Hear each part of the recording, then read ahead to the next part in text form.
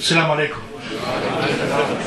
Почитувани дами и господа, почитувам господин Арединовски шериф, автор и писател на Ремедија, почитувам пратеник заместник министер и представувам истинска чест да од име на мрежа за мултикултурно општество на Македонија да го поздравам овој екзамен на историски собир, бидејќи се донесе за прв пат еден документ кој ќе бидете навистина историски и дека генерации и генерации се сеќаваат на овој миг.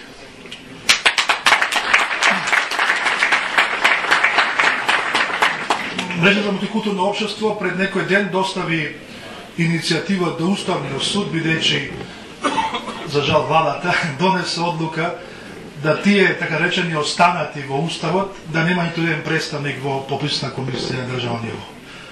И покрај тоа што беа должни по закон и по Устав да направат тоа, значи ние се бориме со сите средства, вклучувајќи ги балканските египчани, кои што заедно со торбечите имаме доста заеднички проблеми и во Македонија на Балканот, меѓутоа и сите тие други останати заедници кои што не се именуваат во преамбула на Уставот. Се надевам дека конечно ќе профункционира правата држава Македонија, ќе се почитуваат правата. Меѓутоа правата никој не ги дава на тацна, над правата мора да се избориме сите и за правата навистина треба да се бориме и умствено.